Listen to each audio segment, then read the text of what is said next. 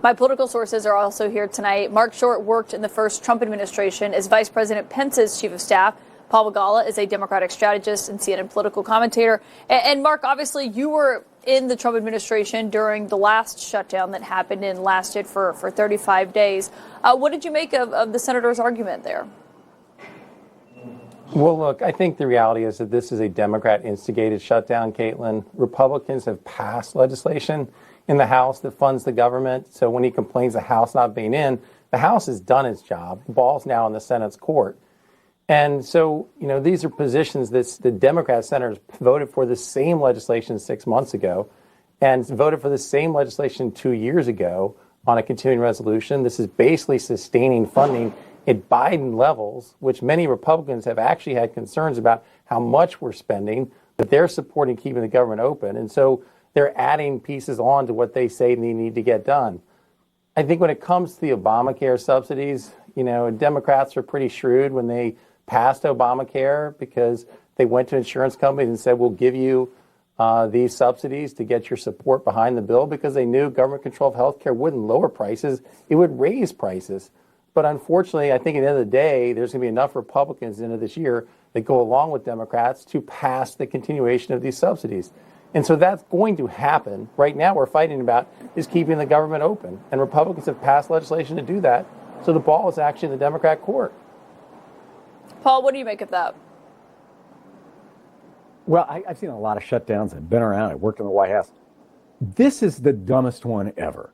The Republicans have all the power. Democrats, for just this moment, have a little bit of leverage. And I think they're actually doing something very smart. They're asking for one thing, and one thing only. And by the way, they're not asking the Republicans to do something difficult. They're not asking Trump to give back that ridiculous jet that the Qatari emir gave him. They're not asking to cancel Elon Musk's no-bid contracts. They're not asking to bring troops home that Trump has deployed into American cities. They're not even asking to tax the rich. They're asking to extend health care premium subsidies, which, by the way, benefit Trump voters enormously. And Washington Post polled this. It's a 71% popular thing. So the Democrats are asking the Republicans to do something very popular and very much needed, frankly. And somehow the Republicans are going to shut down the government, lying awake at night, worried that maybe somebody will be able to afford to pay for their health care. It is. It's just the dumbest deal I think I have ever seen. And this is how Trump went bankrupt running a casino. I mean, he's supposed to be a deal maker. If you can't make this deal, sir, it's like asking me, you can go to the Texas-Florida game this weekend, Paul, but you got to drink beer. Like, wait, what's the catch? Mark, on that note.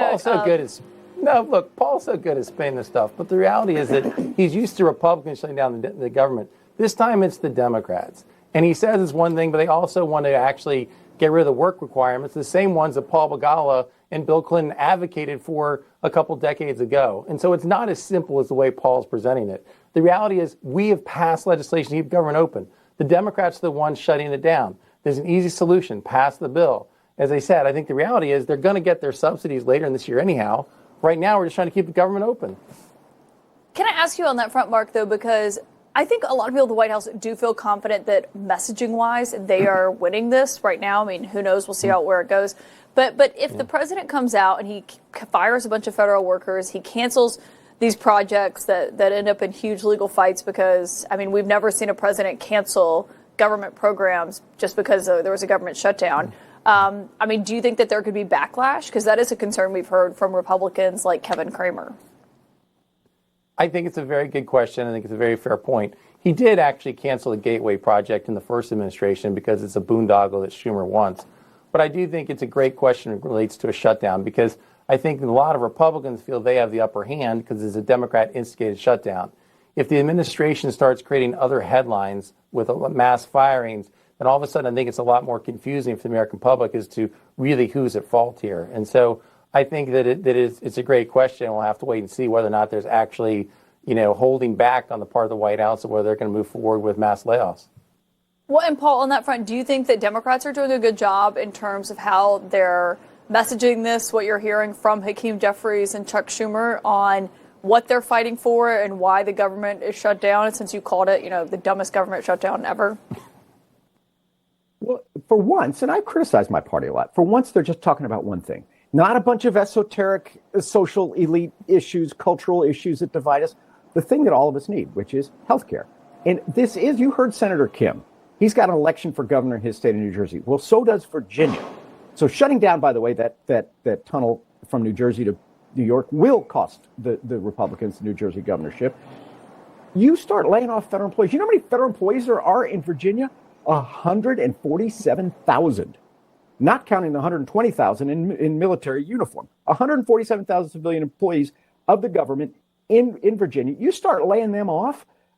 Abigail Spanberger is already running on affordability and cost of living.